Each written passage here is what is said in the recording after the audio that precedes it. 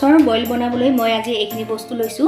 প্ৰথমে লৈছোঁ মই মাছ 3 পিচ, তাৰপাছত লৈছোঁ মই এয়া বিলাহী লৈছোঁ 3টা, তাৰপাছত নেমু টেঙা 1টা, আৰু এইটো মই এটা নিদিওঁ, এফালহে দিম।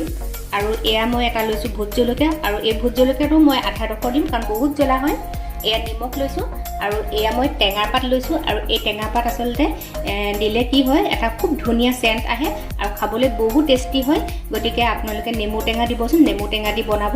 আৰু এয়া মই আদা নহৰু খুননাত পিচি লৈছোঁ, আৰু তাৰ কাৰণে মই 1 চামুচ তেল ল'ম। আৰু মোৰ আজিৰ বস্তু এইখিনি। এতিয়া মই বিলাহীকেইটা ভালদৰে কাটি লওঁ। বিলাহীকেইটা বেছি সৰু কৰিব নালাগে, অকল টুকুৰা টুকুৰ কৰিলেও হ'ব।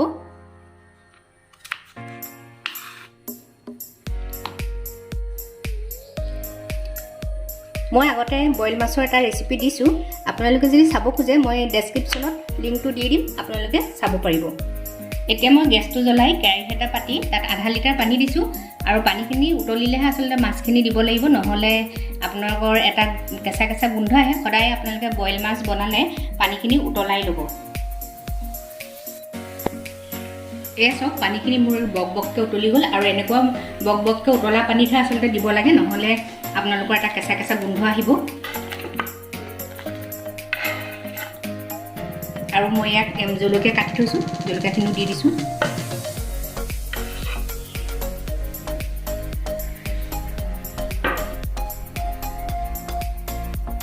এতিয়া মই মাছখিনিও দি দিছোঁ।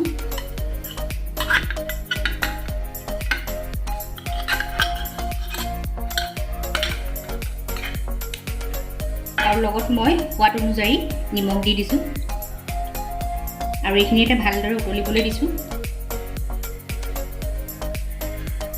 এয়া মই টেঙা পাত খিলাও দি দিছোঁ, আৰু মই এতিয়া 3 কিলামান লৈছোঁ, পিছত আকৌ মই 2 কিলা দিম একদম হ'ব সময়ত। মই হাতেৰেই ফালি দিছোঁ।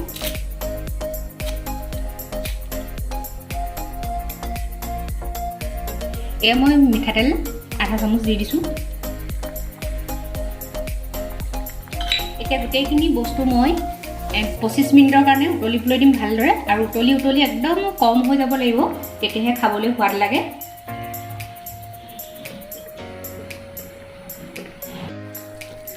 এতিয়া মই 10 মিনিট সময় উতলাই ল'লোঁ ভালদৰে, আৰু তাৰপিছত মই এয়া 1 চামুচ আদা নহৰু পেষ্ট দি দিছোঁ, আৰু অলপমান মই থৈ দিছোঁ। এইখিনি মই একদম শেষত দিম, তেতিয়া গোন্ধটো খুব ধুনীয়া গোন্ধ এটা ওলাই থাকে, আদা নহৰু ভাল লাগে খাই। গতিকে এতিয়া মই ভালদৰে উতলিবলৈ দিম।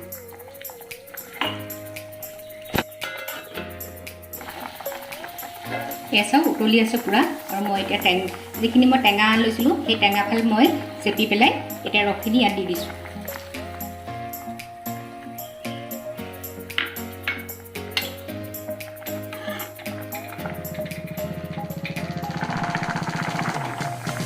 এতিয়া শেষত মই যিকণ আদা নহৰু থৈ দিছিলোঁ, লাষ্টত মই অলপমান দি দিছোঁ, কাৰণ লাষ্টত অলপমান যদি দি দিয়ে এচামুচমান, তেতিয়া আৰু ধুনীয়া গোন্ধ এটা আহে আৰু খাবলৈ বহুত টেষ্টি হয়। আৰু মই যি টেঙা পাত 2 কিলা থৈ দিছিলোঁ, এতিয়া সেই টেঙা পাতখিনিও মই ইয়াত দি দিম। ইয়াৰ পৰাও এটা বহুত ধুনীয়া চেণ্ট আহিব।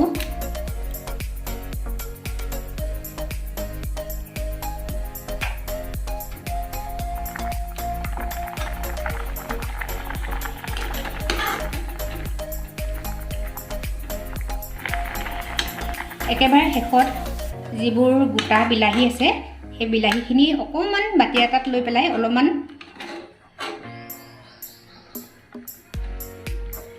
এনেদৰে অলপ খুননা মাৰি বা কিবা এডালে আপোনালোকে লৈ এনেধৰক হেঁচি দিব, আৰু তেতিয়া অলপ মিহি হৈ যাব, থপথপীয়া হৈ যাব, আৰু জোলকণ তেতিয়া খাবলৈ ভাল হয়।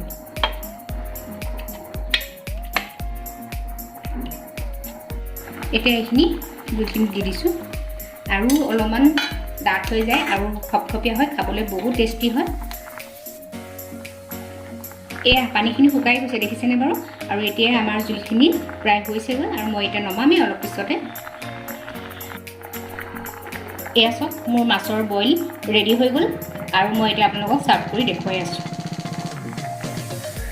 ভিউৱাৰসকল, মোৰ ইতিমধ্যে মাছৰ বইল হৈ গ'ল, আৰু ইমান ধুনীয়া হৈছে কালাৰটো চাওক। বিলাহী দিলে এনেও ধুনীয়া হয় কালাৰ, আৰু বইলত যদি বইল বনায় তেনেহ'লে বিলাহী লাগিবই, লগত ভোট জলকীয়া বা যেনেকুৱা জলকীয়া আৰু টেঙাটো লাগে।